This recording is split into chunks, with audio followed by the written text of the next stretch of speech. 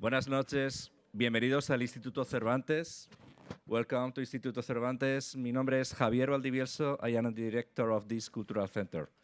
Today we are delighted to present a conference featuring renowned curator, art historian, and critic Alejandro Anreus, who will present an illustrated talk of his latest book, Modern Cuban Art of the 40s, thanks to the collaboration of the Centro Cultural Cubano de Nueva York.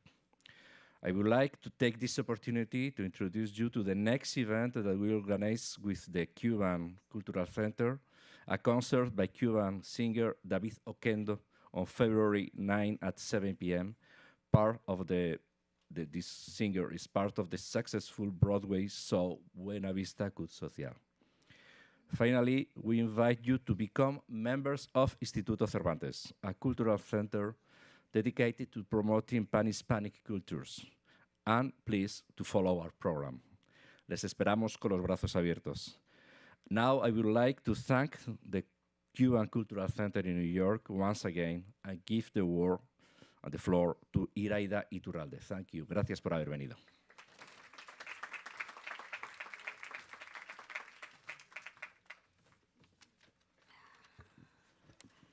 Good evening, everyone. It's a pleasure once again to be co-sponsoring an event with Instituto Cervantes. Thank you again, Jose Luis and Javier, for all your support. Today is a very special night, una presentación de lujo, we would say in Spanish, because we have a great, not only curator, but art historian, critic, and poet himself. I'll say a few words about his trajectory. Alejandro Anreus was born in Havana, Cuba, and went into exile with his family at the age of 10, eventually settling in Elizabeth, New Jersey. He received a BA in art history at King College, New Jersey, where he was mentored by art historians Alan Wallach and Carla Lord, and a master's and PhD in art history from the Graduate Center, CUNY. He was a curator at the Montclair Art Museum and the Jersey City Museum, where he organized survey exhibitions for Roberto Esopiñán, Joan Quick-to-See Smith, Freddy Rodriguez, Juan Sanchez Prince, and Melvin Edwards. He's Emeritus Professor of Art History and Latin American Studies from William Patterson University, and currently part-time lecturer in art history at Rutgers, Newark. In the fall of 2023, he was the Leonard A. Lauder Senior Visiting Scholar at the Center for Advanced Visual Studies, the National Gallery of Art, Washington, D.C. Anreus is the author of several books, including the award-winning A Ver, monograph on Luis Cruz Azaceta. His articles and essays have appeared in Art Nexus, Art Journal, Third Text, Encuentro de la Cultura Cubana, Diario de Cuba, and Commonweal. He is the editor of the Rafael Soriano catalog, Raisonné, and president emeritus of the Joan Mitchell Foundation, on whose board he served for 18 years. Now, on a personal note, I'd like to say that the book on which he will base his illustrated presentation today, Modern Cuban Art of the 1940s, Havana's Artists, Critics, and Exhibitions, in my opinion, transcends its topic, which makes it essential reading for everyone, because the book also serves as a window into the complex social and political environment of a certain period in Cuban history, where the possibility of a luminous future for the nation could be glimpsed through its art. That this book can inspire us to dream today of such a possibility is Alejandro's supreme gift. Thank you.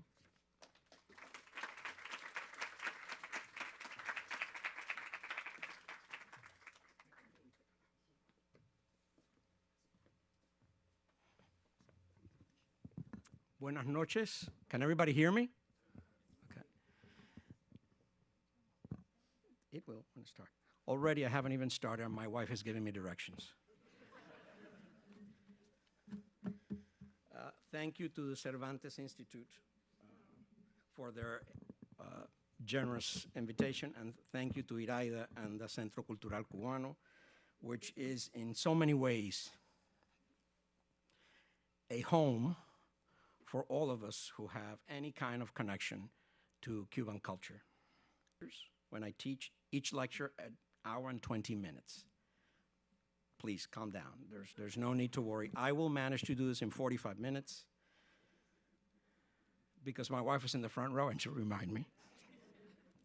No, but seriously, I want to thank, and here's where I always get sentimental, my wife and my kids, which are on the front row. If I lost my voice and I had to leave, either of my children or my wife could come to this podium and do the lecture. For 41 years, my wife has heard me talk about this book. And all I can tell you is that my kids practically have a PhD in Cuban art at this point. And then I also want to acknowledge, which truly honors me, the many artists that are in the audience. The other day, I was talking on the phone to a young woman who is going to do a doctoral dissertation in a fancy Ivy League school, and she had asked me if I would be her outside reader. And she said to me, but you know, you're not theoretical enough. You pay a lot of attention to what artists have to say. And then I remembered a line that my grandmother used to tell me. Sin santos no hay misa, right? Without saints, there can be no mass. So art historians, curators of the present and the future, be grateful to all the artists, and I'm grateful that so many artists are here in the audience. So a quick housekeeping before I begin. I don't have the book for sale here, okay? But I do have a leaflet which I can give out, and you will get a discount if you choose to order it directly from University of Florida Press, okay? I would recommend doing that as opposed to ordering from Amazon. Okay. Everything is context. Could we have the lights, please?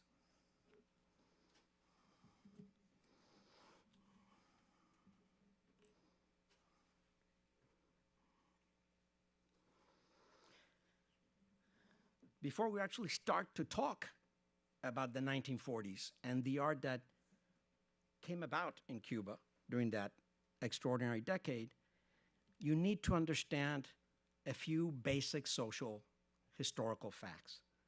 This period and the generation of artists that I will introduce you to tonight were profoundly shaped by three extraordinary events and one particularly extraordinary event, okay?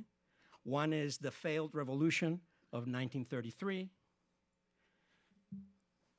And of course, you want an art historian to be happy, buy him a pointer. And of course, there we have Fulgencio Batista and Ramon Grau San Martin. And of course, there we have also the corpse of Antonio Guiteras, assassinated years later by Batista and his minions. And then, of course, since we're in the Cervantes Center, and today, this year is also an important anniversary year, right? That generation of Cubans was also profoundly affected by the loss of the Spanish Civil War, okay? And their profound identification with the ideals of the Spanish Republic. And then, of course, this extraordinary document, the Constitution of 1940, which at that time was considered the most progressive, and I'm going to say a phrase that many of you have been hearing of late, the most progressive social democratic constitution in the Americas at the time. Superior, some said, even to the best constitution of the Weimar Republic, okay? So this is part of the background that profoundly affected the men and women who form part of this narrative. The 1940s were the years when there was a cultural renaissance in the island of Cuba, particularly in modern painting and sculpture. This extraordinary creativity in the realm of art, literature, and music happened in Havana, one of the multi-layered metropolises of the Americas, and it is no coincidence that this Renaissance occurred during the country's most democratic years. Between July 14th, 1940, and March 10th, 1952, the island was one of a handful of progressive constitutional republics in the Americas. These were the constitutional presidency of Fulgencio Batista, followed by Ramon Grau San Martin and Carlos Prio Socarrás. More so specifically, during the years 1944 through early March 1952, when the Partido Revolucionario Auténtico governed the nation. Although, yes, there is no doubt that these were years where there was also political gangsterism and corruption, they were also the most democratic, with greater social, political, and economic expansion and mobility. These were also the years of the Good Neighbor policy and World War II, when the U.S. purchased the entire sugar production of the island, which was at the heart of the prosperity of the young nation.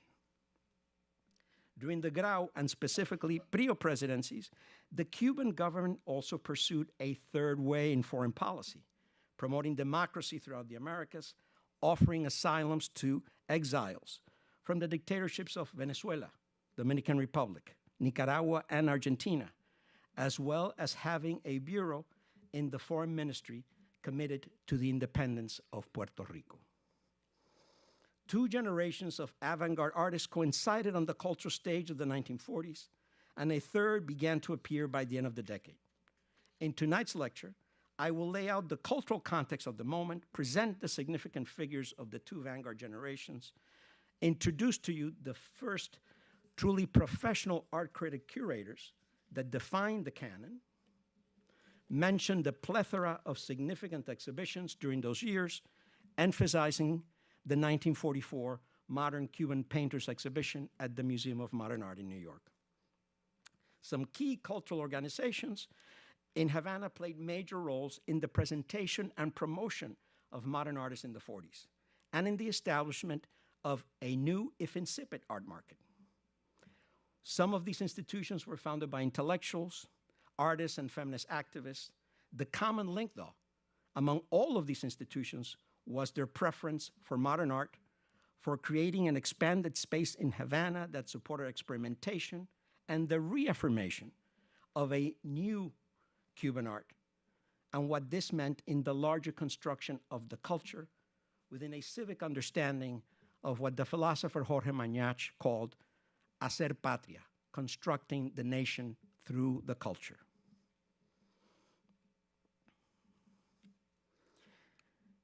What is significant during these years is that under Batista, Grau, and Prio, for the first time you had substantial support of modern art by the government. And this happened through the Dirección de Cultura. Okay?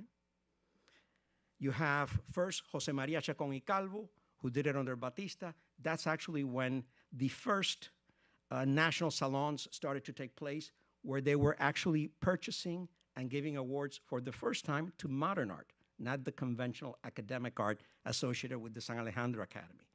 Under Grau, the sculptor Jesus Casagran became the director of Cultura, and he not only continued the promotion of modern art through exhibitions, but also made sure that funds were found to support, however modestly, exhibitions of Cuban art outside of the island. And it was under him, and at the beginning of Raúl Roa as director of Cultura, under the government of Prio, that you also had the establishments of the provincial art schools throughout the island, okay? So these are all very significant things that are happening in terms of a support for modern art and the expansion of art education beyond the city of Havana, but always rooted in people who had been trained at the San Alejandro Academy. And then you had extraordinary institutions like the Lyceum Lawn and Tennis Club, founded in 1928 by several women who were suffragists, intellectuals, and journalists. They promoted and defended feminism and the cultural values associated with the modern in literature, art, and music. Ahead of its times, the Lyceum favored gender and racial integration throughout Cuban society, as evidenced in its many programs. It had several sections within which there were lectures and exhibitions. The Lyceum had its own two-story building designed by one of its founders, the Cuban architect Lilian Mederos, with a gallery for exhibitions on the ground floor. As early as 1932, already they invited the art historian Luis de Soto to lecture there, and within the next decade and a half, the art critic curator Guy Pérez Cisneros would lecture there. So would José Gómez Sicre, as well as help organize exhibitions. And what is most significant is that during the period of the war, you could have these extraordinary exhibitions. I don't know how many of you are aware that Picasso's second exhibition in the Spanish-speaking Americas is this one that took place in Havana at the Lyceum. It was organized by Alejo Carpentier with the assistance of Gómez Sicre. And it's hard for you to see, but let me just point this out. There you see the lecture program. And the lecture program was not only a lecture by Carpentier on Picasso and modernity, there was also a lecture by Jorge Mañach on Picasso and its Spanish roots. There was a lecture by Juan Marinello on Picasso and Guernica and the Spanish Civil War. And lastly, a lecture by Gómez Sicre, and it's quite funny because in parentheses it says with slides, where he basically laid out how Picasso developed Cubism, okay? Before this, aside from whatever took place in the United States, the only other exhibition of Picasso in the Spanish-speaking Americas took place in Buenos Aires in the early 30s. Okay? So this is pretty significant. And then, of course, you have an exhibition of Jean Miro, an exhibition of Toulouse-Lautrec. And these were possible because of the war. These works came from the estates, or basically, not so much the estates, but basically from the merchandise that Pierre Loeb and Kate Pearls had brought over from Paris as they ran from the Nazis, okay? Because of quotas in the United States, they were not allowed in right away because they were Jews. And so they had to stay in Cuba, sometimes for months, sometimes for a couple of years, and they made the works available in the hopes that maybe there would be some sales. But more than that, for the sake of creating a sense of community and for, again, promoting this idea of the interconnectivity of the ideals of modernity and modern art.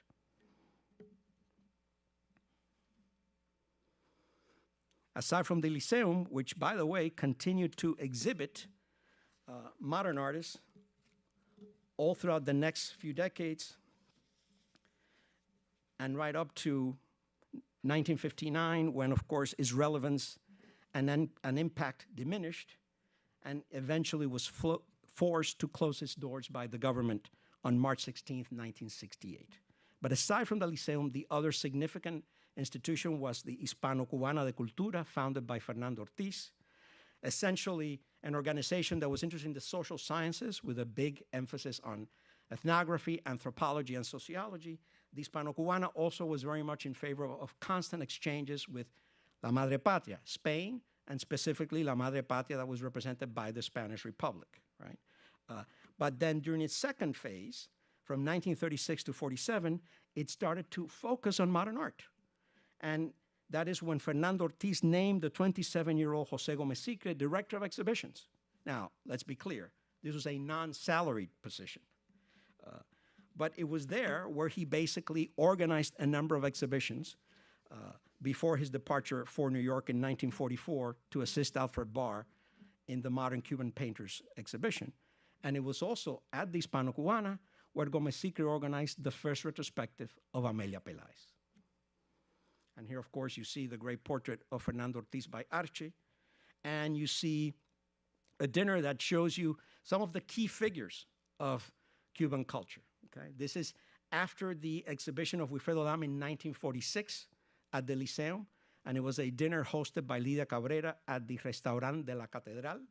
And so, of course, I will just point out to you, there's Lam, there's the critic curator Guy Pérez Cisneros, there's Jesus Casagran, director of culture, Lidia Cabrera, Fernando Ortiz, the caricaturist Juan David, that's Fernando Ortiz's daughter, Helena Holzer, Lam's wife, a great Cuban journalist, Sara Hernandez Catá, and next to her, a great Cuban sculptor that you will learn a bit about tonight, Juan José Sicre.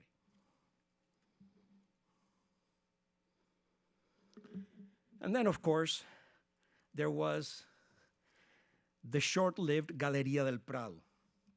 Labrador Ruiz, who hopefully those of you who have read the book will recognize this, or if you will read the book, you will recognize this. He's pretty much a constant voice that accompanied me in the journey of this writing.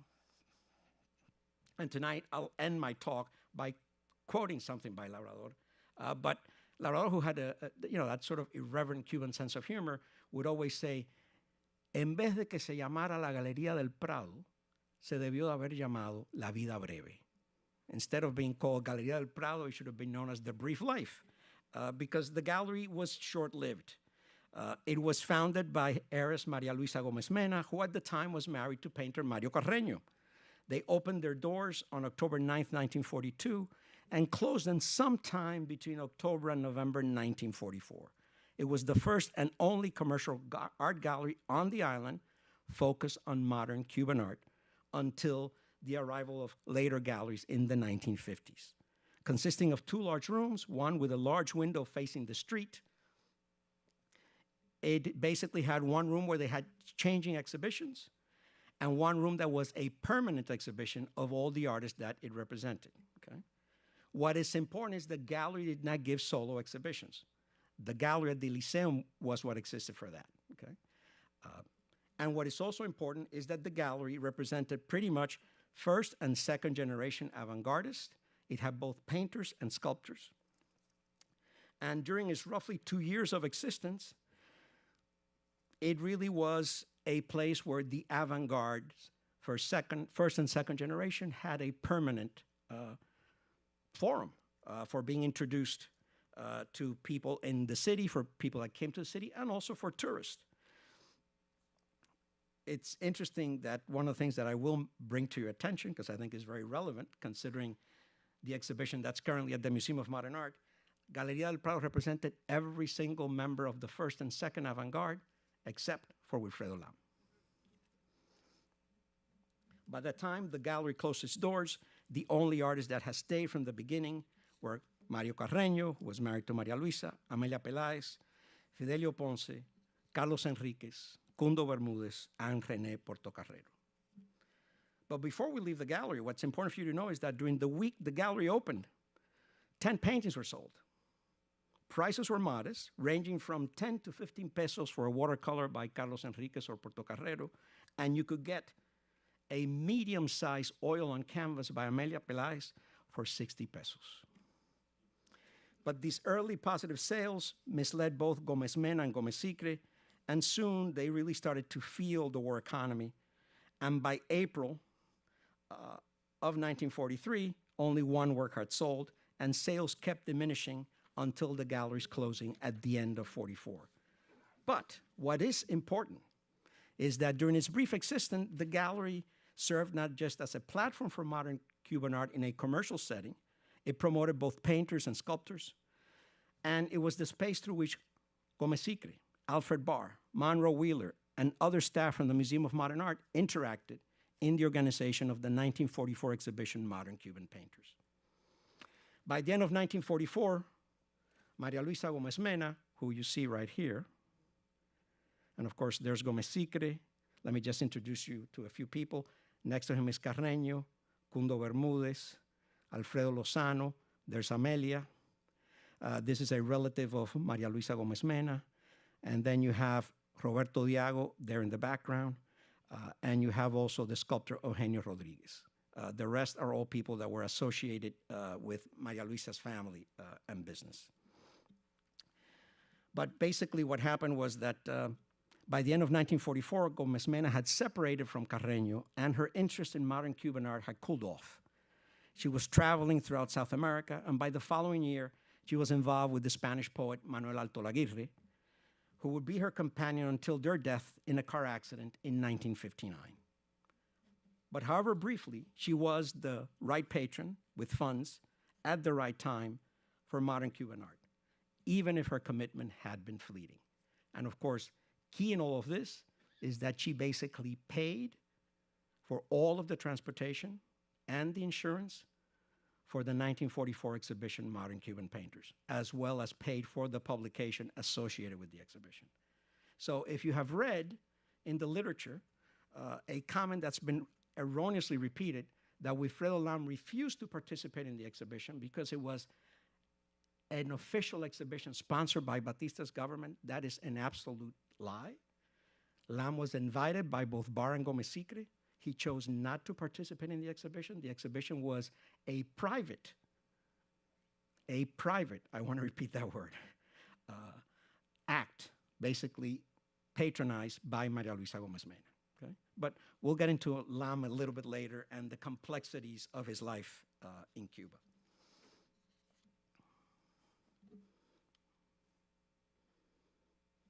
And of course, we cannot forget the importance of the Orígenes group and its magazine. This group presented and promoted a rich and interdisciplinary cultural agenda that defined lo cubano as something that was both modern, yet connected to tradition, and it based itself on Catholicism as a cultural system of ideas, of images, of feelings, and on new ways of exploring what many of us have defined as the tropical neo-Baroque, which definitely framed the work of the second avant-garde with a particular clarity. And of course, there's two different photos here of the whole group having their famous luncheons at the parish house of Monsignor Angel Gastelu. But just to point out the visual artists, here is Mariano, right there. And then, of course, I'm sure you will recognize there's Jose Lezama Lima. Behind him is Alfredo Lozano, who was the tallest of the group. And then on the other side, again, there's Mariano next to Eliseo Diego, and there's Alfredo Lozano. And at the very end, at the head of the table, you have Lorenzo Garcia Vega, and next to him, Enrique Labrador Ruiz. But Havana was a place that was visited by everyone. Europe was closed, so many people who from New York wanted to explore a different world went either to Mexico or went to Cuba. And then, of course, you had all the refugees coming from Europe, such as Pierre Loeb and Cata Pearls, with their crates filled with European modern art. You had, of course, David Alfaro Siqueiros, who spent several months in Cuba and was basically saved from being thrown out of the Sevilla Biltmore Hotel by Mario Carreño and Maria Luisa Gomez Mena. Then, of course, you have the very important visit by Alfred Barr and Edgar Kaufman Jr. To Cuba, where they purchased many of the works that are still in the collection of the Museum of Modern Art. And, of course, there's Jose Gomez Sicre and a very important artist, the sculptor Teodoro Ramos Blanco, that we will also talk about. A very significant refugee in the Cuba of that time was the Czechoslovakian sculptor Bernard Reder.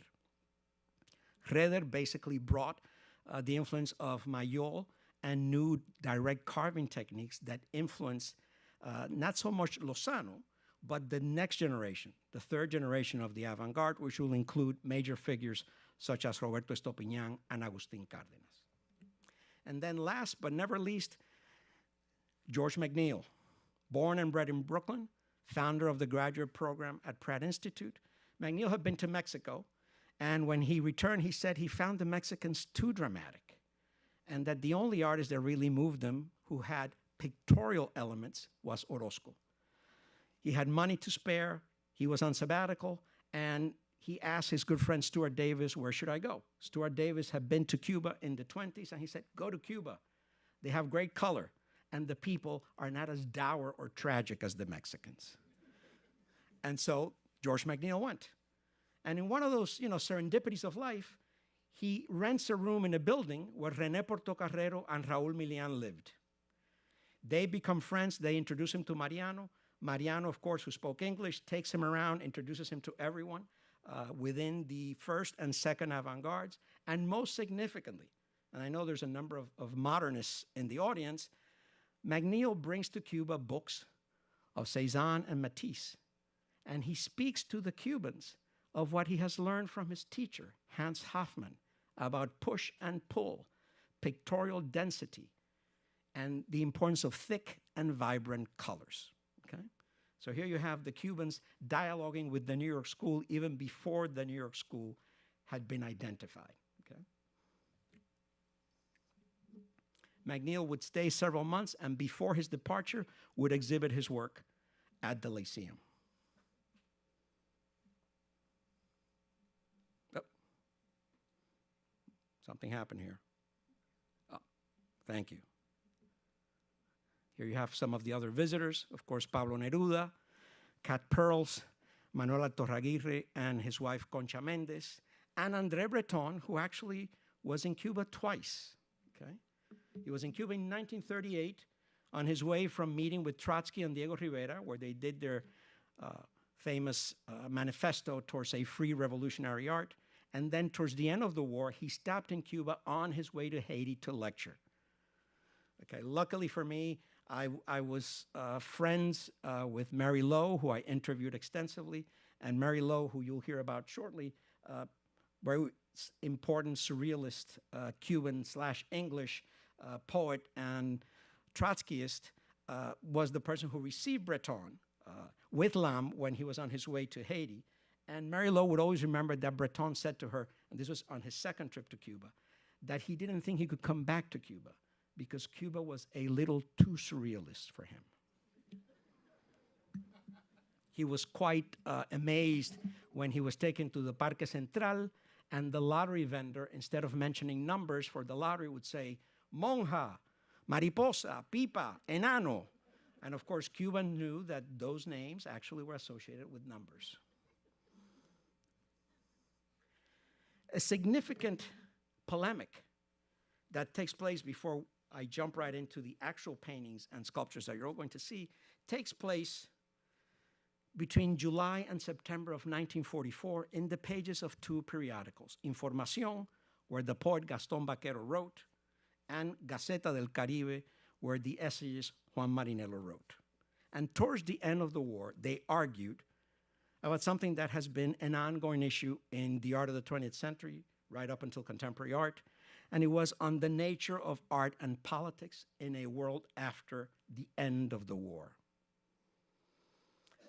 What is significant about the polemic is that Vaquero, a gay man, a poet, a Catholic, future member of the group Orígenes, Marinello, who in the late 20s and early 30s was actually a very innovative thinker and a scholar of the work of José Martí, by the end of the war had really become very ossified as a hardcore Stalinist.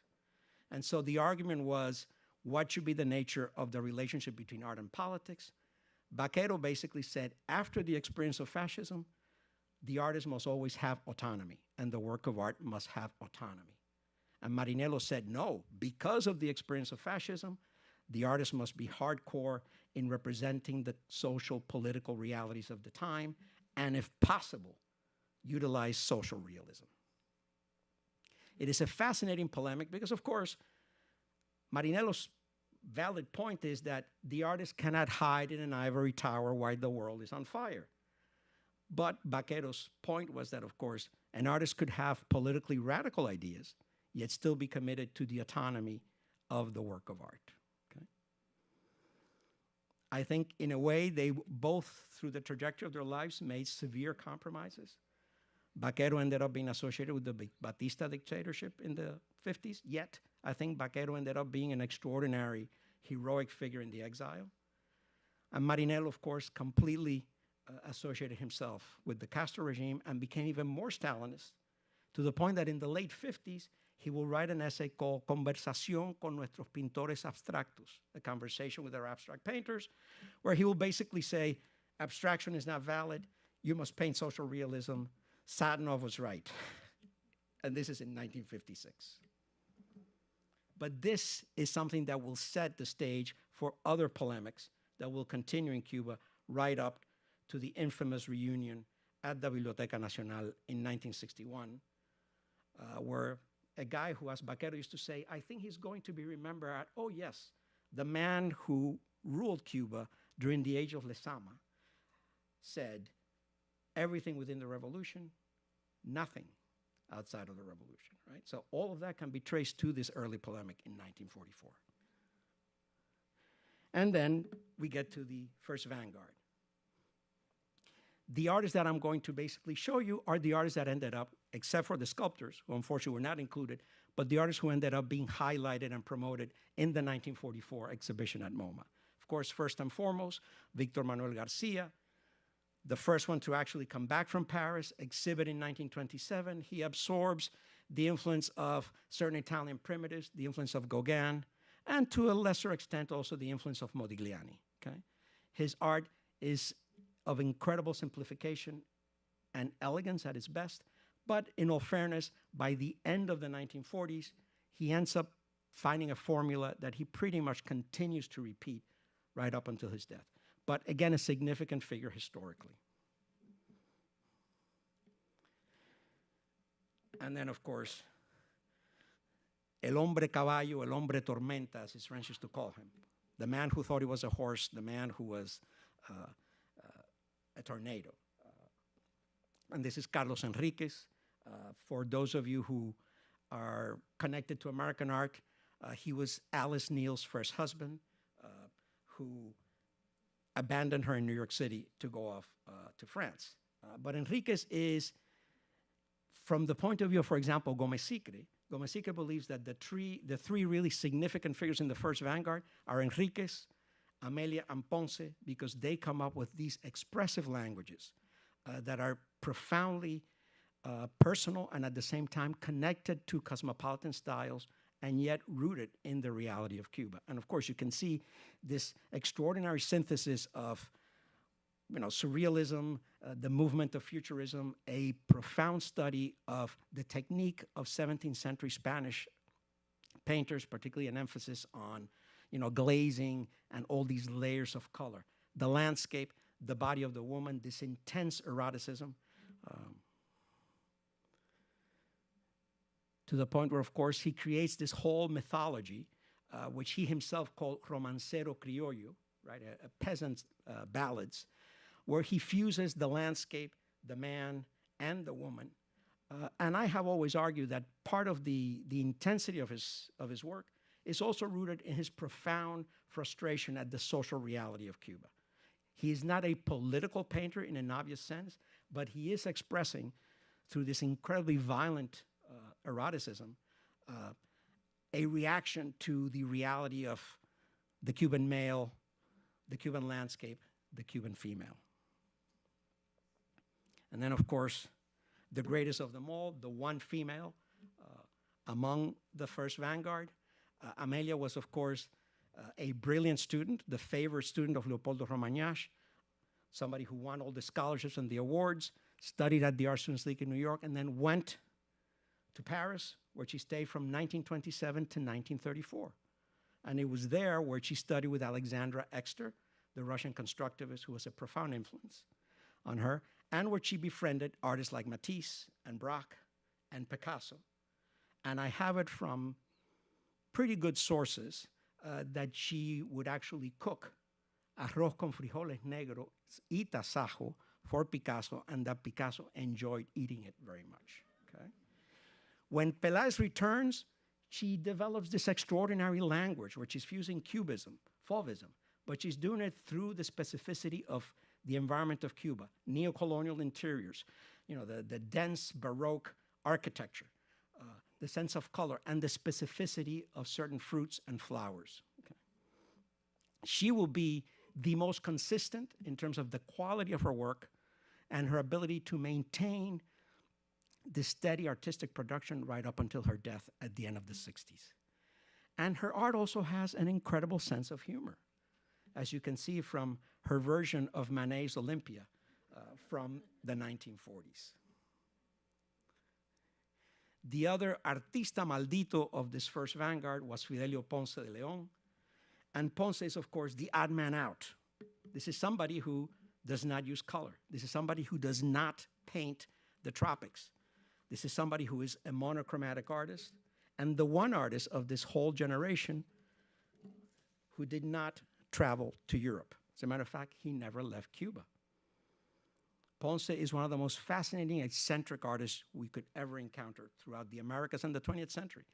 Never completed his studies in San Alejandro, earned his living painting signs throughout Cuba, and was basically inspired by two artists that he only knew through reproduction, many of them black and white, El Greco and Rembrandt.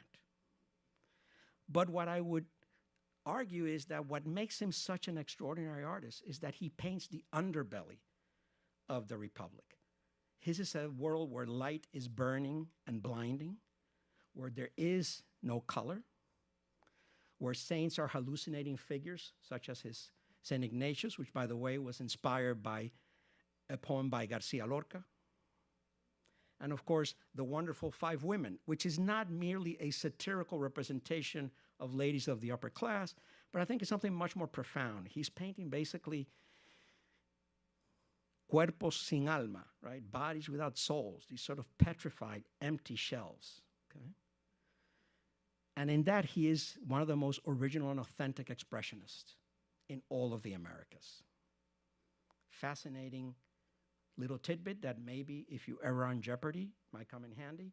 This painting was purchased at the Museum of Modern Art by Alfred Hitchcock. It appears over the mantle in the film The Rope, and it was actually in the family right up until his daughter passed away, and it was auctioned at Christie's a number of years ago. Jorge Arce is an artist that was supposed to be in the exhibition, but because of a complication with shipping, his painting, a portrait of his wife, Mary, arrived a week after the exhibition opened, and it was not able to be included. Arce would not be able to travel to Europe until after the war, but what is important about Arce is that he studied at the Academia Villate and at San Alejandro. He hung out with Victor Manuel, but most significantly, he became enamored of the art that he saw in reproductions. The Italian primitives, the work of Albrecht Dürer. And specifically, his work has this common ground without him seeing the work till many years later, after he had developed his style, with a number of new Spanish realists of the 1930s, with the work of Antonio Berni in Argentina, as well as the German Neue Sacco. Arce would be focused on portraiture, and in his portraiture, he would give us a gallery of all the significant figures of Cuban culture. That's his portrait of Fernando Ortiz, this magnificent portrait of Jorge Mañash. He would paint Marinello, he would paint Gastelu, he would paint Lezama Lima, and so on and so forth. And he would also, by the way, do official portraits of Ramon Grau San Martin and his sister-in-law.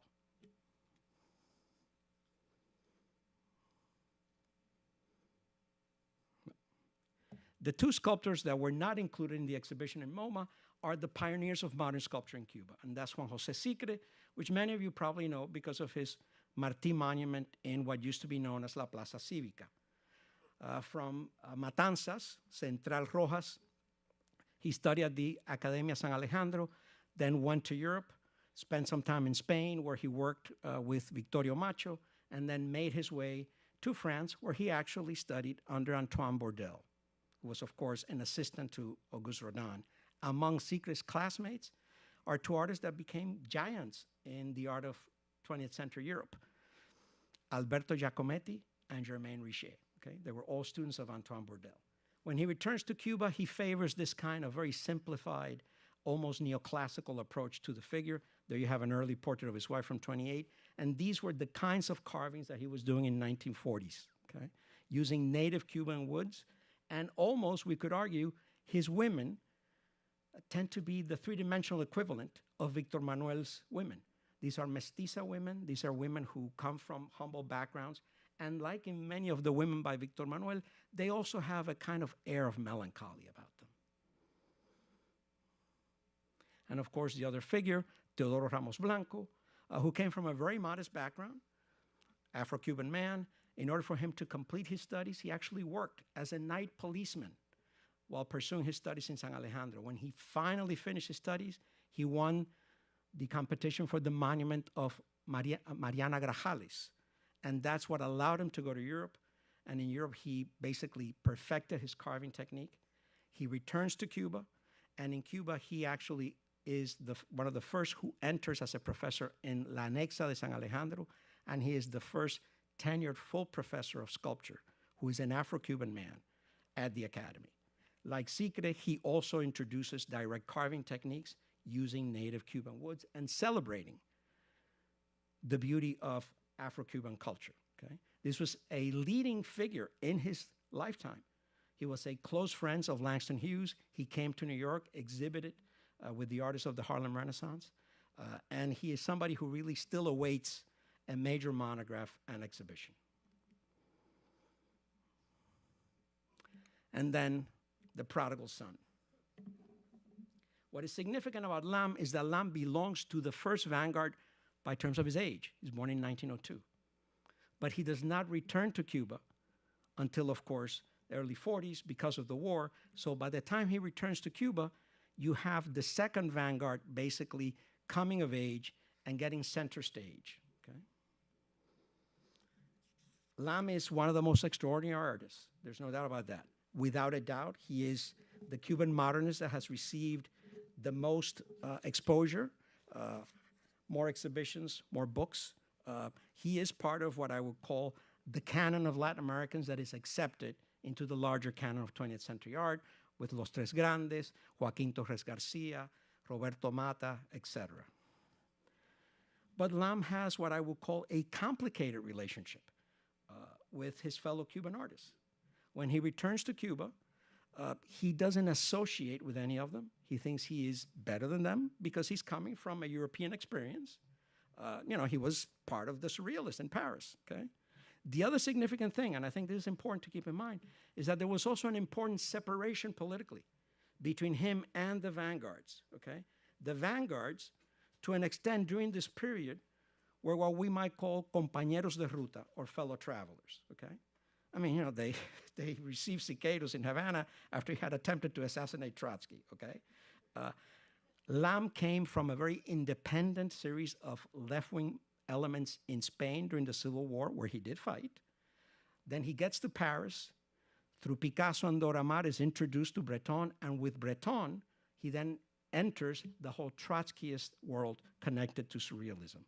And in that group, he befriends Mary Lowe and Juan Emilio Brea, who of course are key figures in Trotskyism in Cuba, okay? I'm not gonna go over the usual stuff about Lam. Everybody knows everything about Lam. Please go see the exhibition at MoMA. Look at it critically. The work from the 40s and 50s is extraordinary. But in my modest opinion, it lacks historical context.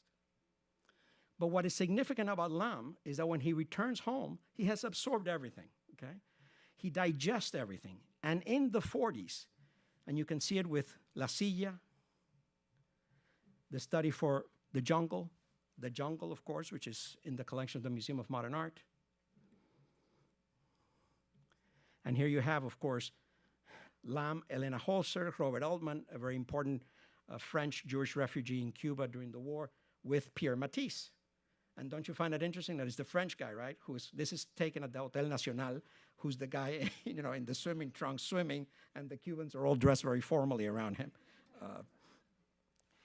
The people that Lam would associate with in Cuba, the great independent Marxist Sandalio Junco, former Trotskyist, who was assassinated in Santi Espiritu by Stalinists, who received the protection of Batista, because let us remember that Batista wins the election in 1940 by legalizing the Communist Party of Cuba and integrating communists into his government as ministers without portfolio, okay? And then, of course, the extraordinary figures of Mary Stanley Lowe and Juan Emilio Brea. The good news about them is that I know that Enrico Mario Santi is working on a monograph of them as writers and as thinkers. I had the privilege of knowing Mary Lowe, and to give you an idea of the kinds of stories that she will tell you, was that when Brea was courting her in Paris, he would come outside of her building, and of course, this is a lecture about Cuban culture, so inevitably I have to do this kind of anecdotal stuff, right? He would come outside of the building, throw rocks at the window, and he would scream, "Inglesa, ábreme la fenetra." So he was doing, his version of French Spanglish. A very important thing to know about the Trotskyists in Cuba is that after the assassination of Trotsky and then of Sandalio Junco in 1942, they are going to basically become part of the Auténticos. And Robert Alexander and Samuel Farber have argued that one of the reasons why, when Carlos Prio Socarrás, who in my view, for all his shortcomings, was an extraordinary democratic president, one of the ways in which Prio decommunized and made independent the labor movement in Cuba when he was Minister of Labor under Grau was through the cooperation of all the former Trotskyists, who basically joined the Auténticos. And another very well-known Trotskyist, Charles Simeón, was the man who basically created La Juventud Auténtica, which was a way to gather the youth to support the Auténticos in their elections and their agenda. What is significant about Lam, though, is that throughout this decade, he uses painting techniques as a way to push the envelope in the ability to just see what he can get away with, okay? Technique is there to be bent, to be made expressive. So you can see something that looks like a pointillist dry brush painting on the left, and then this looks like an exquisite ink Chinese painting, right? As he's experimenting with all of these different approaches to painting, he is also honing and defining his iconography. The Diablitos, the horsewomen, all of the figures that will come out of the Santeria culture that he will absorb into his painting. There is no doubt that he is a key figure and an artist that was then able to, and this is what's so interesting, mentor the third generation. Because Lam had very good relations with the artists who were younger than him, like Rafael Soriano, Roberto Estopiñán, Guido Ginás, etc. Last but not least of this first generation, and please, I assure you, in 15 minutes we're done, are three folk artists. Folk art was discovered in the United States by Alfred Barr and Holger Cahill as a way to connect vernacular artists with the larger story of modernism. Their work contained simple forms, interesting, sometimes idiosyncratic ideas, and they found a way to connect self-taught artists with the larger narrative of modernism. And so you have these three folk artists that appear at this time and that both Gómez Sicre and Pérez Cisneros champion and include in their exhibitions. The Spaniard Rafael Moreno. Unfortunately, I don't have anything but this black and white. Another Spaniard, Felicindo Acevedo, and the Cuban painter Hubert Solís. What I want you to understand about these artists, and they have been misinterpreted in so many ways, is that the people who championed them, whether it was Pierre Loeb with Rafael Moreno, Guy Pérez Cisneros or Gómez Sicre with both Moreno, Acevedo, and Hubert Solís, they did not create these artists, okay? They encouraged them and they promoted them, but they really accepted them as having these untrained languages that added to the multi-layered definitions of lo cubano, something deeply and inherently planted in the spiritual soil of the nation, simultaneously sophisticated and universal. And then you have the second vanguardia. If the first vanguardia looked to Paris for inspiration, the second vanguardia looked to Picasso's neoclassical phase, and they looked to the easel painters in Mexico. Artists like Tamayo, María Izquierdo, Jesús Guerrero Galván, Julio Castellanos, Manuel Rodríguez Lozano, okay? And I would argue that around the elan of the second generation are the ideas of these two writers who were friends and supporters of these second generation vanguardists. José Lezama Lima and Carpentier defined the Baroque in Latin America, and specifically Cuban, as different from anywhere else. Generative, not degenerate, light-filled and sensual, dramatic but not tragic, life-affirming. This is how they defined this new world or topical Baroque, which is profoundly reflected in the work of the second vanguardia. McNeil, of course, again, a direct influence on Mariano and Portocarrero and this notion of the push and pull of the painterly surface. And of course, chronologically, Mariano is very significant. This is one of the first artists who goes to Mexico. When he returned from Mexico, he quickly, after meeting McNeil and having conversations with Guy Perez Cisneros, realizes that he's not meant to paint like a Mexican. And so he learns from the lessons of Cézanne, Matisse, and Bonnard. And he realizes that he wants to paint paintings, not do pictures, okay? Go from the descriptive to the expressive. And in the 1940s, he will create an extraordinary body of work where roosters, women, will bring this monumentality with this rich sense of color and sensuality, okay? After visiting the United States in 1944 and 45 and being represented by Fagel Gallery, he will also absorb the lessons of abstract expressionism. He will study closely artists like Braque and Picasso, and you will start to see the shift into this kind of work that will bring him into the 1950s. Okay? Guy Perez Cisneros will say that Mariano is a painter who is devoted to painting, a devout, obsessive painter, one who reflects the Atlantic sensibility of the Caribbean. If Mariano has this kind of expressionist intensity, Mario Carreño is without a doubt the neoclassical of these artists of the second avant-garde. Trained in Havana, then continues his training in Mexico under the Dominican painter Jaime Colson, spends time in France, goes to Italy, where he studies the artists in Florence and Venice, and then returns to New York by 41, and there you have his first sort of neoclassical phase. He's represented right away by Pearl's Gallery, who will represent him all throughout the 1950s. And he returns to Cuba in 1942, and there he enters what we might call the tropical phase of his neoclassicism with exquisite pictures, such as the dressmaker that you see from 1943. They will save Siqueiros from being thrown out of the Sevilla Biltmore Hotel. Siqueiros will come and live with them in their Vedado home, and as a way to show his gratitude, he will paint a mural at the entrance. Okay? The mural ended up being destroyed. It was painted on wood attached to the wall after Maria Luisa Gomez Mena ended her relationship with Carreño.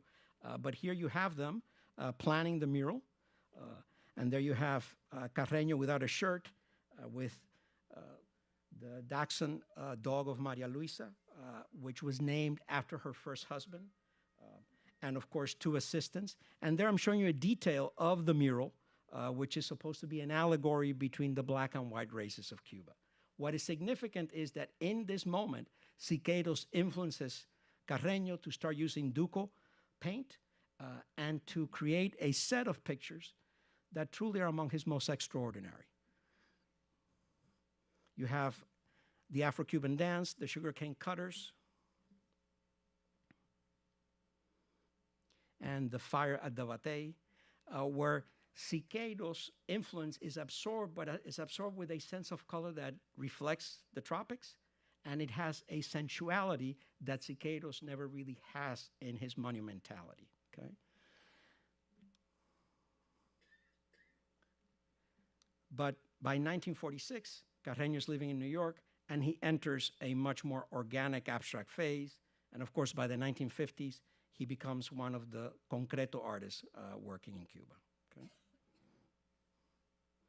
If there's a painter that is always associated with the neo-tropical Baroque, is René Portocarrero, mostly self-taught, profoundly influenced by his encounter with McNeil, and again, the art that he knew through reproduction, the work of Paul Klee, specifically, okay? And so he will create this very expressionistic, light-filled, colorful series of pictures, whether it's Scene from the Passion, his famous supper pictures, his magnificent Cerro interiors of the 1940s. And of course, as he transitions throughout the decade, he will do his religious or mystical paintings, where you have virgins and angels and saints, which according to Monsignor and poet Angel Gastelu, have more to do with the poetic than the theological. But of course, by the 1950s, he has already started to do his extraordinary series of cathedrals. Kundo Bermudez came from a distinguished family. By the time he was born, they had no money. He was told that he needed to have a real profession, so he studied diplomatic law. His classmates were José Gómez Sicre, Carlos Rafael Rodríguez, and Osvaldo Dorticos. Quite a trilogy there. He eventually decided to be a painter. He follows Mariano and goes to Mexico.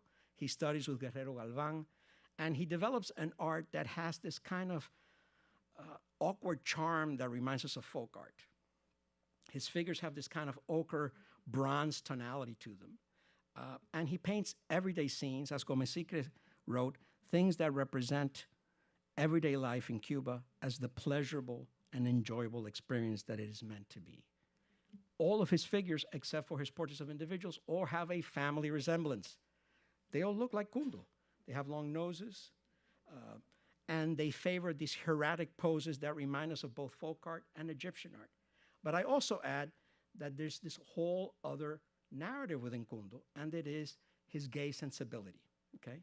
In paintings such as The Twins, which obviously is not a painting of twins, but a painting of two male lovers with the blinds closed.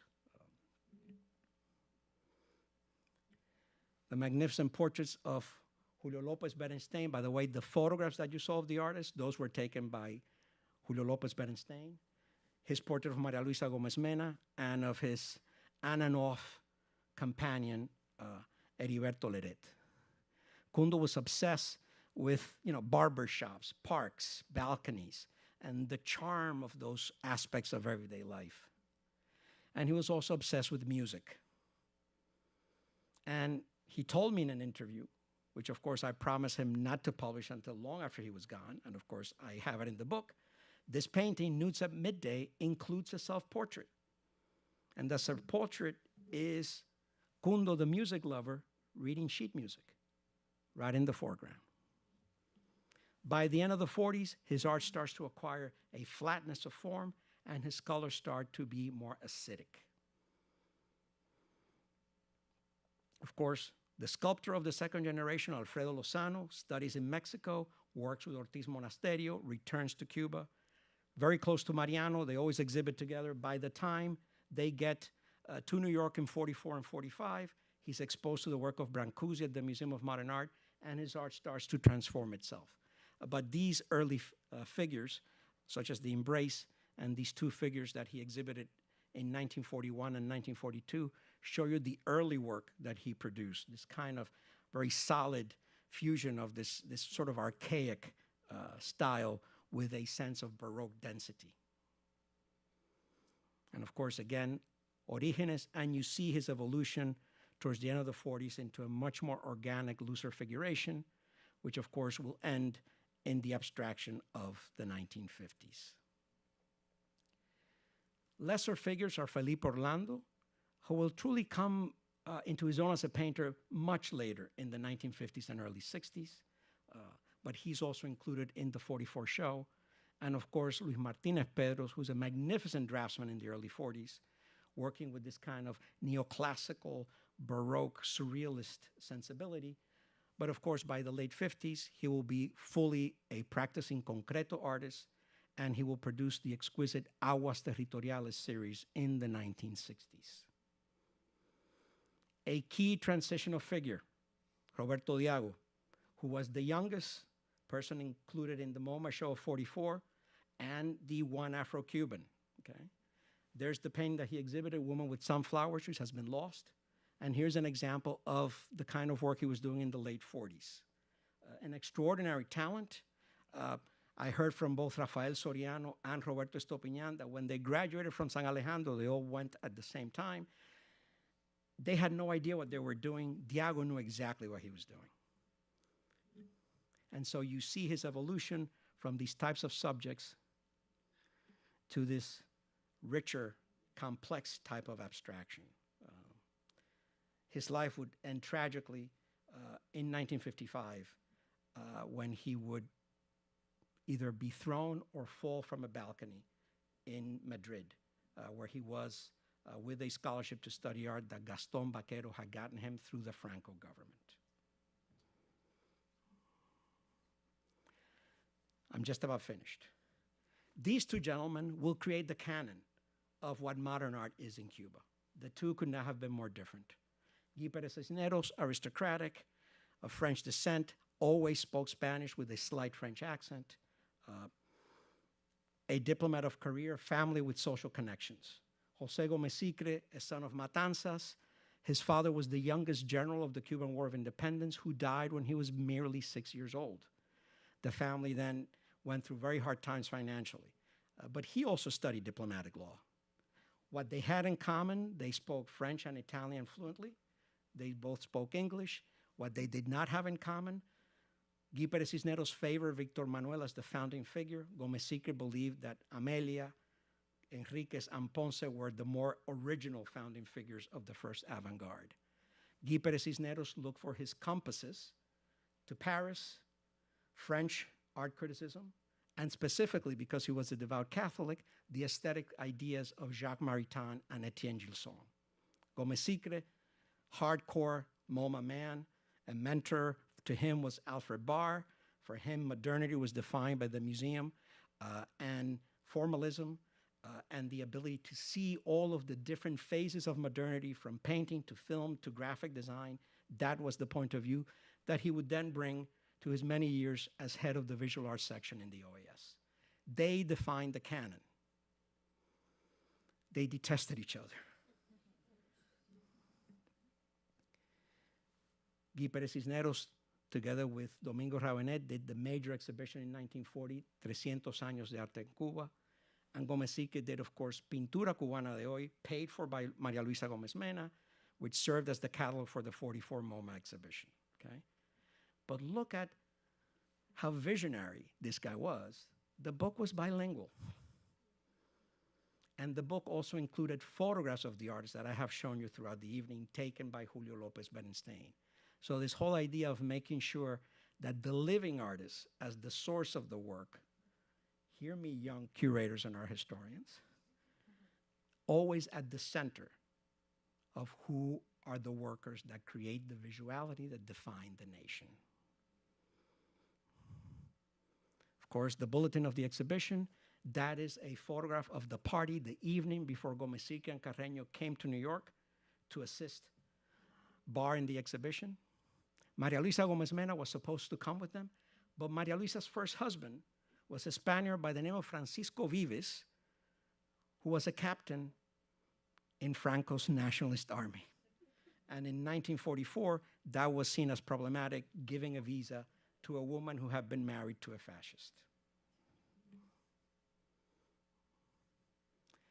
And the exhibitions, which is what I will close with, were extraordinary during the entire decade.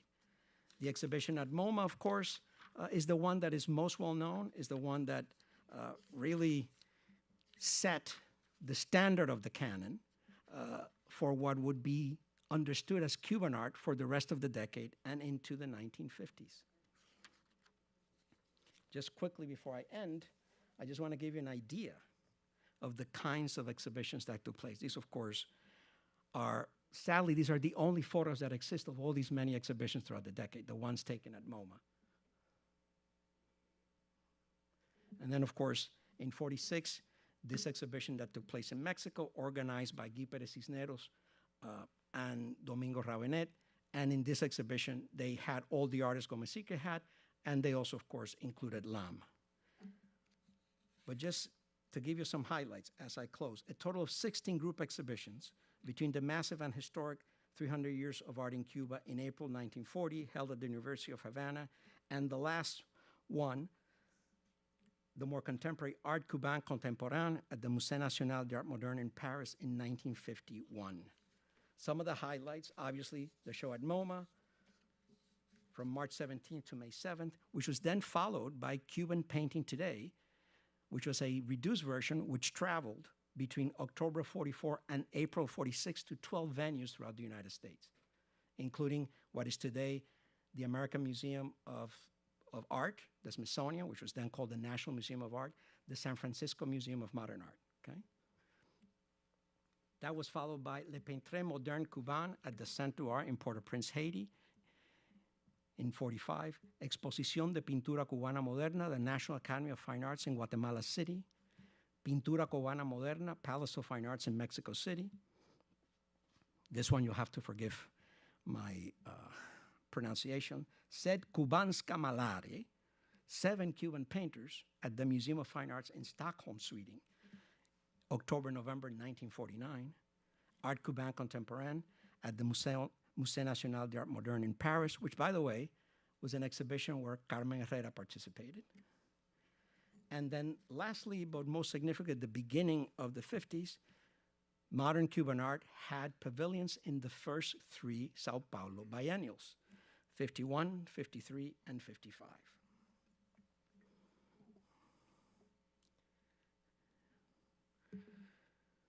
A deep and true culture, Marx, Magnash, and Eagleton tell us, is one that allows the realization of the self as both an individual and a community, and provides the means for others to freely do the same. It is also a force of reconciliation in which the sectarian is transcended and we converge on the ground of our common humanity. An autonomous, self-determining country is a modern notion, while the idea of a nation is a spiritual entity, either in the Hegelian or Lezama Lima sense. I'm sure my daughters tickle pink that I mentioned Hegel. Created by painters and poets and musicians, storytellers and seekers. And it is grounded in a concrete reality, the everyday life and customs, beliefs, sensibilities, and aspirations of the people. In the Cuban nation of the 1940s, a youthful and imperfect democracy manifested itself. At its core were men and women who, along a wide political spectrum and from a variety of social classes, had a common grounding in hacer patria, construct the nation, constructing nationhood, a mestizo nationhood where culture was the bloodstream that transported and melded values, integrated visions, and embraced transformative moments. But I will end with the words of somebody who was much more eloquent than I could ever be. And that's Enrique Labrador Ruiz.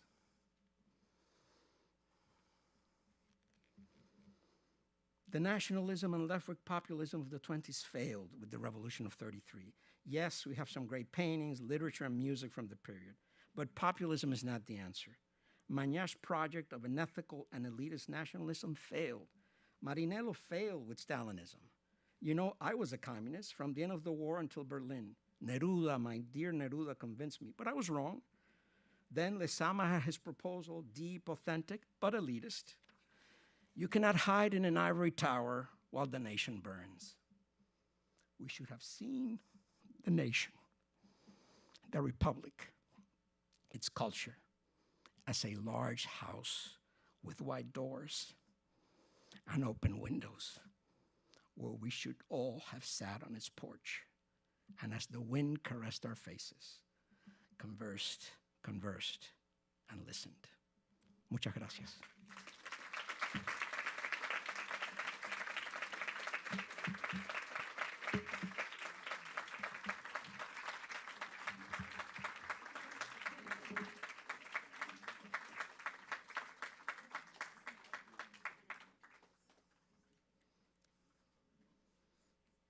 I think we could take 1 or 2 questions. And I'm not offended if my wife gets up and walks because she wants to make sure that I meet her in 20 minutes to have dinner because I haven't eaten since I went to teach at Rutgers this morning. Hi, you mentioned Lydia Cabrera and Carpentier, and I was wondering what kind of influence did writers have in the visual arts of Cuba? Over here.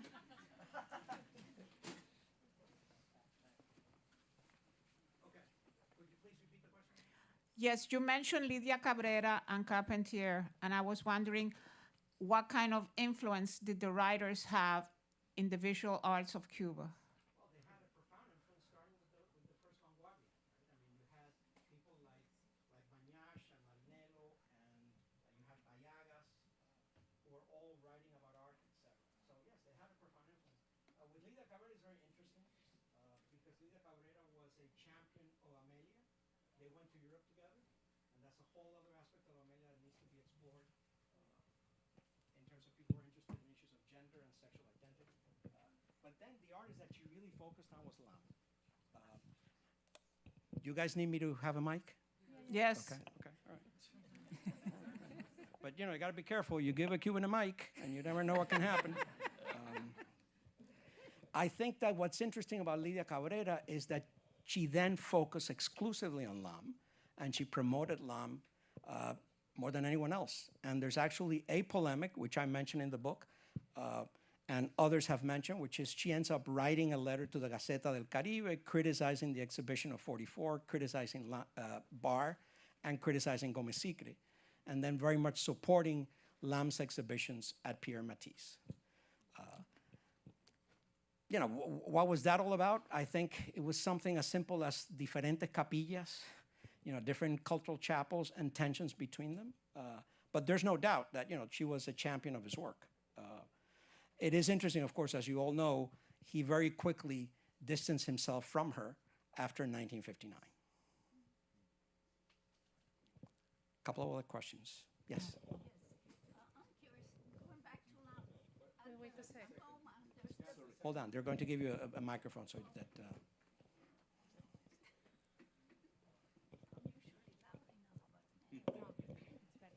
Yes, hi, and thank you for the lecture. I was wondering, talking about Lam at the Museum of Modern Art, there's the painting La Guerra Civil, the Civil War. It was painted, as far as I looked up, 1937 in Madrid, right? And I had never heard of that painting or seen it until I saw it at MoMA. But then you have Guernica, which is a wonderful painting that was painted in 1937 by Picasso. So how come we know so much about Guernica? And of course, Picasso being a European, and we never knew, at least I never knew about La Guerra Civil, which is also, both paintings are amazing. I think La Guerra Civil is an amazing painting. What I would say to you, though, is that within Lam's work is still a transitional painting, right? He's still finding his vocabulary. A suggestion that I would gladly give to you is that because of the anniversary of the Spanish Civil War, I think it'd be a fascinating program to deal with the art made around the Civil War. My dear colleague Robin Greeley wrote a book called Surrealism and the Spanish Civil War, where she deals with the painters. And I have actually given lectures on the Latin American painters' reaction to the Civil War. There's, you know, painters in Argentina, painters in Mexico, and in Cuba, Lam is not the only one. But, you know, I would say it's more of a transitional work. Guernica is, of course, a fully mature work. And that's a whole other topic of discussion, because Guernica then becomes a profoundly influential painting for Latin American artists and the redefinition of modernity.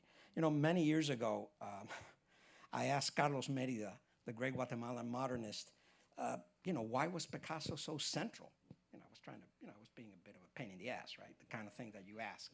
And Mérida said something that was very simple. He said to me, querido, no hablábamos francés. My dear, we spoke no French. So they became friendly with Picasso as they were learning French. And, you know, and Picasso was always very welcoming to artists that came from the Americas and spoke Spanish. And Picasso, who, and I have to, because of my heritage, I have to defend his Catalan background and the fact that Catalans are always accused of being tacaños. You should know that Picasso, when Lam came to the Americas, asked his dealers in New York to give Lam money if Lam needed it. So it was a gesture of great generosity on his part. So, but I think it's an important painting by Lam, and hopefully, I had only seen it, to be honest with you, in black and white. This is the first time that I saw it in color. So, yes? Where do you see like the future of Cuban contemporary art going? And what do you think is going to maybe be the next movement or wave in a country that speech is still very limited and they don't have access to Instagram or the internet? Well, here I'm going to give you a very honest question. I have no clue. The reason why I have no clue, I'll be very honest with you. All of the research that I did for my book, I did it with the archives of the Cuban Heritage Collection, the archives of the OAS, the Museum of Modern Art, the private archives of Ramon Cernuda, and the archives of the New York Public Library. I am not allowed to visit Cuba. So I don't know what to say to you about that. It'll be interesting to see. I will gladly say something to you about Cuban American art, which of course is American art, the way New Yorican art is American art and Dominican art is American art. But we'll have to wait and see. Sorry, that wasn't, yes, sir. Could you tell us? This is a planted question. planted question, everyone. Could you tell us a little bit about my your son. future projects? Thank you. 2 future projects.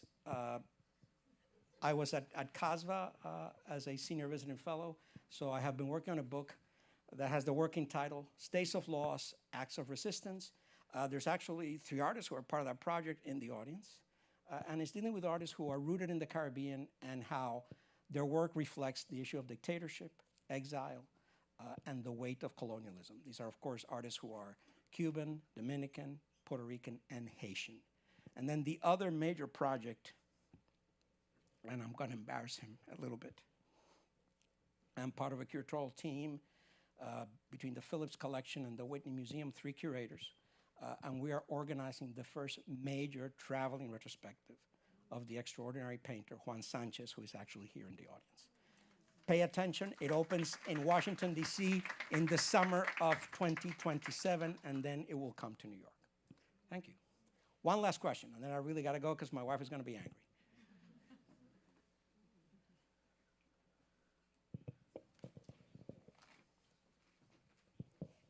Thank you. Maybe you got to it. Maybe you did. You weren't able to get to it. I used to listen at home that a lot of the late 40s, 1950 painters were in a way supported, subsidized, and promoted by doctors. Yes, actually, not just the artists of the 40s and into the 50s, but the first avant-garde. There was a Dr. Antonetti, who was Ponce's doctor. There was Dr. Ramirez Correa, and these were all great collectors. And that's just mentioning 2 of the names that come to my dementia 66-year-old brain. So this was a real tradition, and this is the other thing that I think is important. Many of these doctors, when the opportunity came after the 44 show, donated works of their collection to institutions. The wonderful Paisaje con Caballos Salvajes by Carlos Enriquez that's in the MoMA collection belonged to Ramirez Correa, and Gomesiga convinced them to donate it to the Museum of Modern Art. And the same thing with the 2 women by Ponce. So thank you, that's a very good question. Well, thank you all, you've been a great audience.